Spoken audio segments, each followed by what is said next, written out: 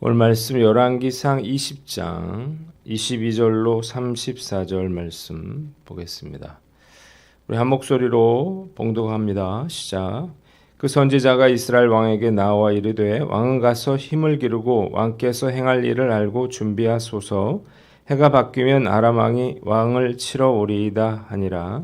아람 왕의 신하들이 왕께 아뢰되 그들의 신은 산의 신이므로 그들이 우리보다 강하였거니와 우리가 만일 평지에서 그들과 싸우면 반드시 그들보다 강할지라. 또 왕은 이 일을 행하실지니 곧 왕들을 제하여 각각 그곳에서 떠나게 하고 그들 대신에 총독들을 두시고 또 왕의 잃어버린 군대와 같은 군대를 왕을 위하여 보충하고 말은 말대로 병거는 병거대로 보충하고 우리가 평지에서 그들과 싸우면 반드시 그들보다 강하리이다. 왕이 그 말을 듣고 그리하니라. 해가 바뀌니 베나다시 아람 사람을 소집하고 아벡으로 올라와서 이스라엘과 싸우려 하매 이스라엘 자손도 소집되어 군량을 받고 마주 나가서 그들 앞에 진영을 치니 이스라엘 자손은 두 무리의 적은 염소 떼와 같고 아람 사람은 그 땅에 가득하였더라. 그때 하나님의 사람이 이스라엘 왕에게 나와 말하여 이르되 여호와의 말씀에 아람 사람이 말하기를 여호와는 산의 신이요 골짜기의 신은 아니라 하는도다. 그러므로 내가 이 큰 군대를 다 내 손에 넘기리니 너희는 내가 여호와인 줄을 알리라 하셨나이다 하니라.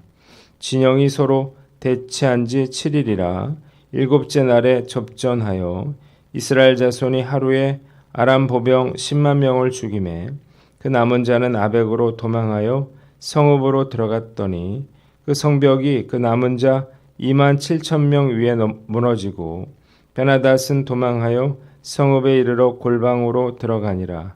그의 신하들이 그에게 말하되 우리가 들은즉 이스라엘 집의 왕들은 인자한 왕이라 하니 만일 우리가 굵은 배로 허리를 동이고 테두리를 머리에 쓰고 이스라엘의 왕에게로 나아가면 그가 혹시 왕의 생명을 살리리이다 하고 그들이 굵은 배로 허리를 동이고 테두리를 머리에 쓰고 이스라엘의 왕에게 이르러 이르되 왕의 종 베나닷이 청하기를 내 생명을 살려 주옵소서 하더이다. 아합이 이르되 그가 아직도 살아있느냐 그는 내 형제이니라. 그 사람들이 좋은 징조로 여기고 그 말을 얼른 받아 대답하여 이르되 베나닷은 왕의 형제니이다. 왕이 이르되 너희는 가서 그를 인도하여 오라. 베나닷이 이에 왕에게 나아오니 왕이 그를 병거에 올린지라. 베나닷이 왕께 아뢰되 내 아버지께서 당신의 아버지에게서 빼앗은 모든 성읍을 내가 돌려보내리이다. 또 내 아버지께서 사마리아에서 만든 것 같이 당신도 다메섹에서 당신을 위하여 거리를 만드소서. 아합이 이르되 내가 이 조약으로 인해 당신을 놓으리라 하고 이에 더불어 조약을 맺고 그를 놓았더라. 아멘. 오늘은 열왕기상 20장 말씀을 가지고 반복되는 전투라고 하는 제목으로 묵상 나눔하도록 하겠습니다. 자, 오늘 본문 먼저 22절로 28절 말씀인데요. 23절을 봅니다. 한번 따라해 봅시다. 그들의 신은 산의 신이므로 우리보다 강하였거니와. 자, 먼저 22절로 27절은 패배의 원인 분석과 대책에 대해서 나와 있습니다. 이스라엘에게 불의의 일격을 당한 베나닷은 신하들과 함께 전쟁의 패배 원인을 분석했습니다. 그들이 전쟁에 패한 것은 아무리 생각해도 이해할 수가 없는 일이었기 때문이죠. 어떻게 청년들 232명이 이끄는 7,000명의 오합지졸에게 수십만의 군대가 패배를 당하는 일이 일어날 수 있을까요? 아람 왕의 신하들이 찾아낸 전쟁의 패배 원인은 바로 이스라엘의 하나님이 계시다는 것이었습니다. 이것은 매우 올바른 분석이 아닐 수 없는데 그러나 그들은 전쟁의 패인은 제대로 짚었지만 전혀 엉뚱한 대책을 내놓습니다. 이스라엘의 하나님은 산의 신이기 때문에 만약에 평지에서 싸우면 반드시 그들이 이 전쟁에서 승리할 거라는 것입니다. 신하들은 지방 영주들 대신에 군 사령관들을 그 자리에 임명하고 잃어버린 수만큼 군대와 기마와 병거를 보충하라고 왕에게 조언을 합니다.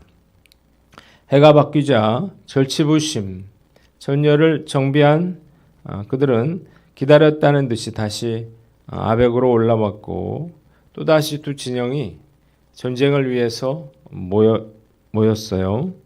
이스라엘의 군대는 아람 군대와 비교할 때에 두 무리의 적은 염소 떼와 같았다. 아람 군대는 온 땅에 가득했다고 했잖아요. 게다가 이번에는 산이 아니라 평지였습니다. 아람의 군대는 용기 100배였습니다. 자, 이때 28절 하나님께서 선지자를 통해서 아합에게 말씀을 주십니다. 아람 군대가 여호와는 산의 신이요 골짜기의 신이 아니라 하였기에 하나님께서 이번 전쟁에서도 이스라엘이 승리하게 하실 것이라는 것입니다. 그들은 이 전쟁을 통해서 하나님의 여호와이신 줄을 다시 한번 제대로 깨닫게 될 것이었습니다. 한번 따라해 봅시다. 승리의 원인이 하나님께 있음을 알라. 아람 왕의 신하들은 전쟁에서 패한 원인이 하나님께 있다는 사실을 알았습니다. 제대로 원인을 짚었죠. 그들의 이 전쟁에서 패한 것은 하나님께서 이스라엘 백성들과 함께 싸웠기 때문이었습니다. 우리도 마찬가지예요. 우리 삶 속에서 일어나는 여러 가지 일들의 성패는 모두 하나님께 달려있는 것입니다. 그래서 우리가 어려운 일이 있다면 먼저 우리와 하나님과의 관계를 우리가 돌아봐야 하는 거예요. 하나님께서 우리와 함께 하시지 않았기 때문에 생겨난 그러한 어려움일 수 있는 것입니다. 마찬가지로 우리 가운데 어떤 승리가 있었다면 그것 또한 하나님께서 허락해 주신 일이었기에 가능했다는 사실을 알아야 하는 것입니다. 승리의 원인도 하나님께 있고 패배의 원인도 하나님께 있는 것입니다. 하나님이 함께하면 승리하고 하나님께서 함께 하시지 않으면 패배하는 것입니다. 그러니까 우리가 해야 될 일은 어떻게든 그 하나님을 놓치지 않는 것입니다. 오늘 나는 어떤가 한번 살펴보고 나의 승리의 근원이 원인이 오직 하나님께 있다는 사실을 깨닫고 오늘 하루 그 하나님과 동행하는 저와 여러분들 되시기를 주님의 이름으로 축원합니다.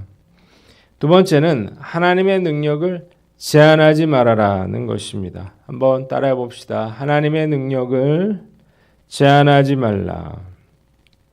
아람 군대는 하나님이 산의 신이기 때문에 이스라엘 백성들을 평지로 유인해서 전쟁을 하면 그 전쟁에서 승리할 수 있겠다 이렇게 생각을 했습니다. 이것은 대단한 착각이었죠. 그들은 전쟁의 패배로 여호와 하나님이 과연 어떤 분이신가를 어떤 능력을 가지신 분인가를 제대로 깨닫게 될 것이었습니다. 말씀 묵상하면서 우리도 베나닷의 신하들처럼 그렇게 하나님의 능력을 제한하고 있지는 않는가 그런 생각이 들었어요. 아무리 하나님이라도 이 일은 못하실 거야 이렇게 생각하는 것입니다.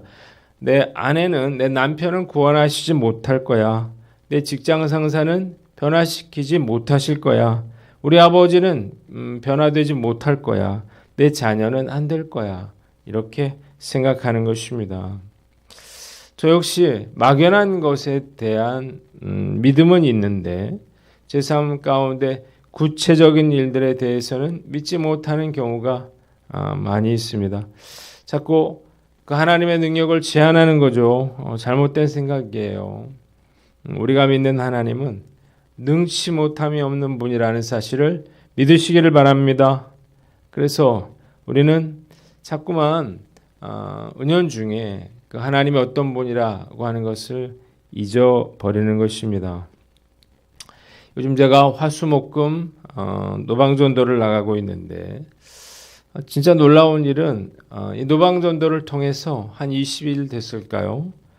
두 분이나 등록을 했다는 것입니다.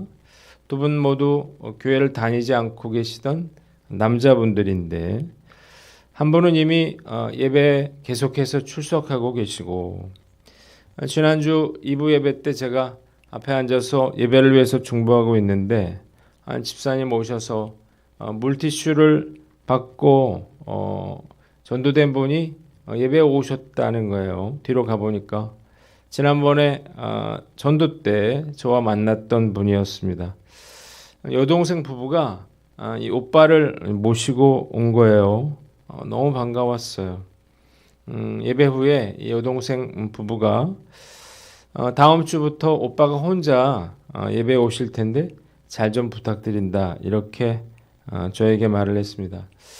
정말로 신기하고 감사한 일이 아닐 수 없는데 정말 하면 되는구나 라고 하는 확신을 가지고 전도할 수 있게 됐습니다. 지난주 토요일 날 했던 하늘선도소관 독서축제도 성황리에 잘 끝났죠. 한 150명 정도가 참석을 했고 이 중에 한 19명의 아이들에게 복음을 제시했는데 3년 만에 열린 행사라 걱정이 많았어요. 그런데 즐겁게 비도 내리지 않았고 행사를 마칠 수 있었습니다. 이제 우리가 11월 12일에 하귀선 사모님 모시고 파주 시민회관 소강당에서 이제 전도 집회를 앞두고 있는데 이 집회 당일뿐만 아니라 매주 불신자들이 이 예배에 나오는 놀라운 기적의 역사들이 일어나기를 소망해 봅니다. 전도 축제를 통해서 우리 모두가 하나님께서 살아계심을 경험하는 그러한 축복의 시간이 되기를 주님의 이름으로 축원합니다. 두 번째 본문은 29절로 34절인데 34절을 봅니다. 한번 따라해 봅시다. 내가 이 조약으로 인해 당신을 놓으리라. 먼저 29절로 30절에는 아람 군대의 패배에 대해서 나와 있습니다. 아람과 이스라엘 군대는 서로 대치한 지 7일 만에 전투를 벌이는데 이스라엘 군대가 하루 만에 아람 군대 10만 명을 무찔러요. 그리고 살아남아서 이 아벡성 안으로 도망친 자들도 성벽이 무너지면서 2만 7천 명이 죽었고 그리고 베나닷은 어느 성 안에 골방으로 숨어드는 그러한 신세가 되고 맙니다. 두 번째 본문은 31절로 34절인데 아합이 조약을 맺고 베나닷을 풀어줬다는 것입니다. 골방에서 신하들은 베나닷에게 자신들이 굵은 배를 입고 이 허리에 묶고 그리고 목에 줄을 매고 아합 왕에게 가서 베나닷 왕이 목숨만 살려달라 이렇게 애원하고 있다 이렇게 말하면 이스라엘 왕들은 자비로운 왕들이라 살려줄지도 모른다 이렇게 말해요. 이 신하들의 계략은 통했습니다. 이들의 말을 들은 아합 왕은 기분이 좋아졌어요. 그래서 그는 내 형제라 이렇게 말하면서 그를 데려오라고 했습니다. 베나닷이 오자 아합 왕은 그를 자신의 병거 위에 태웁니다. 이때 베나닷은 다시 한번 기지를 발휘해서 그의 목숨을 구하는데 그의 부친이 빼앗았던 모든 성읍을 다 돌려주겠다는 것입니다. 그리고 자신의 부친이 사마리아의 광장을 만든 것처럼 다메섹에서도 아합 왕의 광장을 만들라는 거예요. 가모니설에 넘어간 아합 왕은 베나닷과 조약을 맺고 그를 풀어줍니다. 아합은 이 아람을 완전히 진멸할 기회를 놓치게 되는 거예요. 한번 따라해 봅시다. 아첨과 유혹에 속지 말라. 아합 왕이 이런 어처구니 없는 실수를 한 것은 베나닷과 신하들의 아첨하는 말 때문이었습니다. 아합은 그들이 아첨하는 말을 듣고 기분이 좋아져서 마땅히 죽여야만 했던 이 베나닷을 놓아서 자기 땅으로 돌아가게 했습니다. 사단의 두 가지 전략이 있는데 하나는 사자의 전략이고 또 하나는 여호와의 전략이에요. 사자의 전략은 우리가 약하고 연약할 때, 어려움에 처했을 때 사자와 같이 그렇게 무섭게 죽일 듯이 달려드는 것을 말합니다. 여호와의 전략은 반대로 우리가 영적으로 깨어있고 강할 때 사단은 여호와와 같이 온갖 유혹과 아첨하는 말로 우리의 분별력을 흐리게 만드는 것입니다. 두 가지 전략 중에 더 감당하기 어려운 것은 바로 여호와의 전략이에요. 방심하기 때문인데 여기에 아합도 넘어간 것입니다. 수많은 믿음의 선배들이 핍박이 아니라 유혹에 넘어갔다는 사실을 우리가 알아야 합니다. 어떤 상황에서도 사단에 대한 경계를 게을리하지 않고 이 사단의 달콤한 말에 유혹하는 말에 현혹되지 않도록 늘 깨어있는 저와 여러분들 되시기를 주님의 이름으로 축원합니다. 마지막으로 분별력을 잃지 말아라는 것입니다. 한번 따라해 봅시다. 분별력을 잃지 말라.